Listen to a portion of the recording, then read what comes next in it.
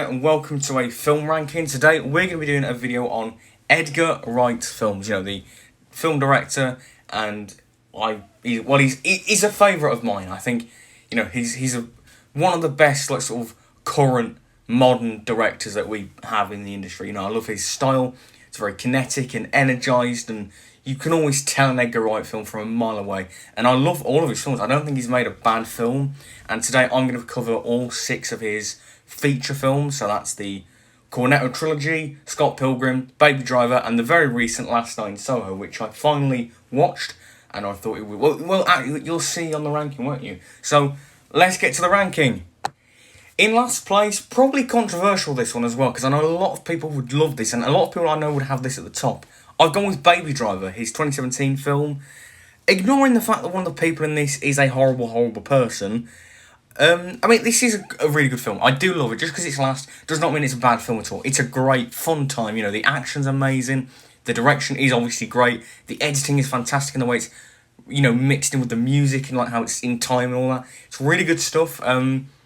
But I think, one of my main criticisms of the story is that the characters aren't amazing. I like their chemistry, I like their camaraderie, I like their, interaction with each other, but I'm not invested in their arcs and their journeys as well. I don't really connect to them in that way. But I think my main problem with the film is that the sense of fatigue that I feel watching it. It's Edgar Wright's 5th film, and this kind of zany, kinetic editing style, kind of film that he does. I've seen him do it 4 times before this, and I just wanted something different, and this just feels a bit too samey and just it feels too safe, and he's not pushing the boat out as much as I know he can, because he really can. He can, his films are not just kinetic editing and fast-paced action, direction, and music. It's not just that, the Cornetto trilogy really proves that it's, great characters, rich, sometimes very mature stories about, all different things, and I just feel like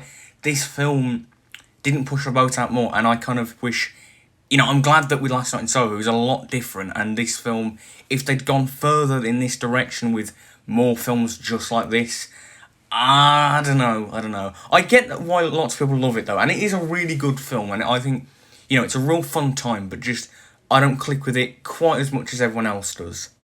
At number 5, Scott Pilgrim vs. the World. Admittedly, I do probably need to give this one another watch, because I haven't seen it in 2 years, and it's the only one of his films I've not seen in very recent memory, but I still really enjoyed it. I remember, it was a really good time. The film is incredibly zany and bonkers and mad and off-the-wall crazy, but it really goes for it, and it's probably Edgar Wright's most light-hearted comedic film, and I love that. I'm not saying that having a very light-hearted, crazy, mad film is a bad thing. I'm not saying that this style to have is bad, and it still feels distinct because it's very much goes for it, more so than any of his other films. I enjoy the characters. I like Scott, I like Ramon, and it's cool seeing some other actors like Chris Evans and Brie Larson in their pre-Hollywood days. It's really cool to see that.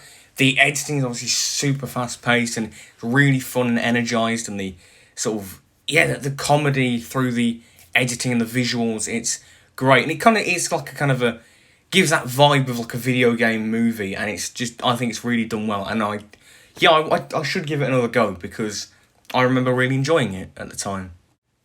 At number 4, I've got, in my opinion, the weakest of the Cornetto trilogy, The World's End. Now, I do really like this film. I wish I could give it higher. I wish I could give it a 10. I wish I could put it higher on the list. But let me explain. So I think overall, the film is objectively pretty much flawless. It is so well directed. I love the sci-fi invasion of the body snatchers, kind of the way that they riff off that kind of genre. I love that aspect of it. It's really cool.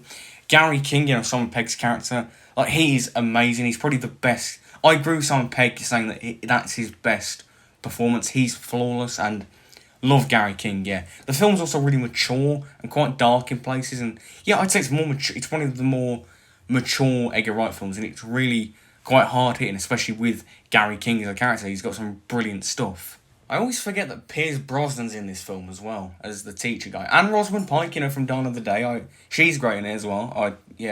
That's mad. How many James Bond actors are in the Cornetto trilogy? It's got a fun story, it's brilliantly directed. It looks visually gorgeous, it looks it looks really gorgeous for it, you know. Yeah, brilliant stuff. Obviously, the editing's great and all that kind of stuff. The name, you know, it's very, you know, got some really good details, especially with the names of the pubs that they visit. You know, the pub crawl, you know, sort of are thematically relevant and they link to the situations. That's a really cool detail. But the simple reason I don't put this higher is because it lacks that kind of charm that the other two Cornetto trilogy films have, you know, Shaun of the Dead and Hot Fuzz. It's very much those films with these outlandish, extraordinary situations, but with very ordinary characters. You know, Shaun of the Dead you know, Shaun of the Dead, they're just completely just ordinary people, and that's where the charm lies. I think, and The World's End, I don't think it has that quite as much, and I just don't enjoy it as much as the others. But objectively, this film is pretty flawless. In third place, the recent Last Night in Soho. Now, when I said about Baby Driver, you know, being a bit too samey and I wanted to see something a bit different from Edgar Wright, this is what you get with here. This is completely different. You know, the comedy is dialed down significantly. There is next to none of it, really. It's very dark and straight-faced and serious. You know, it's not as much like jumpy editing as the others. You know, it's a full-on psychological thriller, and it's so different and so fresh and something completely different to what he's ever done. But at the same time, it's only something that Edgar Wright could do, because he's still got that his flair to it, you know, with the editing style and the direction and the visuals. But it's done to create a much more psychological and psychedelic and kind of harrowing effect. It's much darker. It's incredibly dark and quite, you know, uneasy at times. You know, it's quite an uneasy watch from the content in the film, and it's done brilliantly. It's very disorientating at times, and that's a brilliant effect to achieve in a film.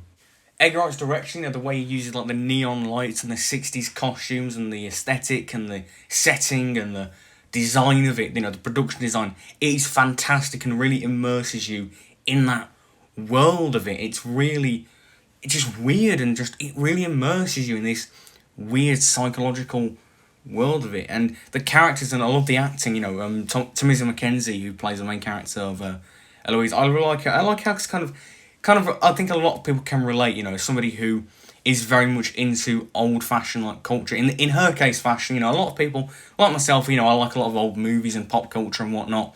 But, and, you know, people say, oh, you were born in the wrong decade. You should have been born in the 70s or 60s or whenever. But really, that's not the case, because the past is a very horrible place in reality. So I love how it plays on that. And, you know, the actors are all great. You know, Anna Taylor-Joy, Diana Rigg, Terence Stamp, Matt Smith. Matt Smith is incredible and really creepy, and I did not once think I was just watching the 11th Doctor. He's amazing, and I want to see him in more stuff, because he's an amazing actor. If I had any complaints, I think the ending was a bit odd. Like, it ended on a bit of an odd note, and not in a good way necessarily. But other than that, this film is what I wanted. Something new, something fresh, and it proves how versatile and varied Edgar Wright really is. And number 2, Hot Fuzz. This film just gets better and better every single time. Every single time I rewatch it, just gets better. I mean, my only criticism used to be that it was kind of, the first half an hour was kind of a bit slow and I didn't click with it as much as the rest of the film, but that criticism has gone out the window now, because I love that bit of the film. I love the atmosphere that it creates, and it's so much fun to watch. I love it. And obviously, now that I've seen the film before, you know, coming back to it, all those little jokes that are seeded in the beginning, you know, you pick up on them, you know, and it's just great. It's such a satisfying feeling, you know, picking up all these little details that you may have missed first time round. Simon Pegg's Nick Angel character is amazing. I love Danny Boy, you know, Nick Frost's character. I love all the other actors, you know, like Jim Broadbent and Olivia Colman, and like Timothy Dalton as your villain. You can't go wrong with Timothy Dalton as your villain, you know. He was awesome as Simon Skinner. He was great, and all the other little side characters, they're hilarious. This is probably the funniest film that he's done. I know I said Scott Pilgrim is the most light-hearted, but I think the comedy just works so well in this. I am laughing my arse off constantly at this film. It's just class. I love that kind of riffs off, you know, action movies, and also like the police dramas as well. And you know, a lot of police officers, I remember saying that this is a very good depiction of it, because it also, not only does it cover the action and all that, but also the paperwork side of it. You know, that was a cool detail as well. I think I just love the small town aesthetic of it. I like that. But overall, I just love the theme of, just pretty much just having a good laugh in life. And it translates well to Edgar Wright's funniest film, but not my favourite of his, though. And at number 1, I knew it, you knew it, your mum knew it, your dog knew it, Shaun of the Dead, one of my absolute favourite movies ever. If I ever do that 5 perfect movies list again, this is going on it, because for me, well, it's perfect in my opinion, and it's one of my absolute favourites of all time. The story of just like these two ordinary idiots, like these two man-children in a zombie apocalypse, like what would real people do in an apocalypse, it's just so charming, having it in Britain, with like, you don't have firearms, so you use a cricket bat and a garden spade, and it's just so charming, so endearing, and it's amazing. Edgar Wright's direction is on point. Even though it's his first film, I still think it holds up so well. The editing, the cuts, the smash cuts, and all the quick editing, like the plan sequence is just the pinnacle of that kind of kinetic editing. It's just amazing. And the Don't Stop Me Now sequence at the pub, that is absolute gold, and the film is absolutely hysterical. I mean, bits at some of the scenes. It's so funny. Even in the very first scene, there's brilliant humour throughout. Maybe less so near the end when it gets actually more serious, and that's what's brilliant. It's hysterical, but it's not dumb. It's mature. It's serious when it needs to be, and you buy the tension. You really feel for the characters. Speaking of, all the characters in this film are memorable, well realised. They're written brilliantly, acted phenomenally. Sean, Ed, Liz, Diane, David, Barbara, Phil, even like Pete, their arsehole neighbour. Like, all of these characters stick with you forever. The gore, the zombie gore is really cool, and the gore, like some of the gore, some of the kills are brilliant. When David gets ripped apart, and the zombie makeup effects, they're brilliantly done. The whole theme of like learning to mature, and it's a really good, it's a brilliantly well done sort of theme. But is it me, or just kind of being interpreted as like a kind of coming of age kind of story in a way, like growing from kids to adults, because Sean and Ed are just like complete man babies. They're just completely childish. They're not aware of the world around them, but then obviously this is kind of like a wake up call for not just them but also like society, like do something, or it just kind of everything just kind of rots away like a zombie, and it's kind of what happens if you do grow up finally, and what happens if you don't. I mean, I guess kind of with Sean, both of his parents get killed. So it's kind of like he's not a kid anymore, he's a man, and he's got to take charge, and I don't know, is that something am I just weird, or that's something I picked up on in this most recent viewing of it? I don't know, but you see what I mean? Like, I can watch this film over and over again. It's my most rewatched Wright film, but I'm still picking up on new things, even little jokes, little details, everything is so intentionally there, and it's that care and passion that I just adore about this film, and it's one of my all-time favourites, just ever, and it's easily his best film. And that wraps up everything. That's my list. Hope you enjoyed it. I know not everyone's going to agree, but I'd love to hear your opinions on all of his films, and I'd love to see a rank, or even if you haven't seen all of them, just the ones that you've seen, or just let me know anything about Edgar Wright and his films, and whatever, let me know all that in the comments below. Be sure to like, subscribe, comment, click the bell so you don't miss a thing, and it's Clark of the Geek, signing out. Goodbye, everyone.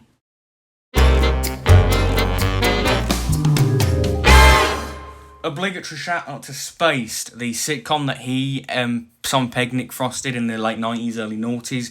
I haven't watched all of it yet, I've only watched a few episodes of it, but one of the episodes inspired Shaun of the Dead, so if we didn't have Spaced, we wouldn't have one of the best movies of all time. So I've got to give it credit where credit's due, and I.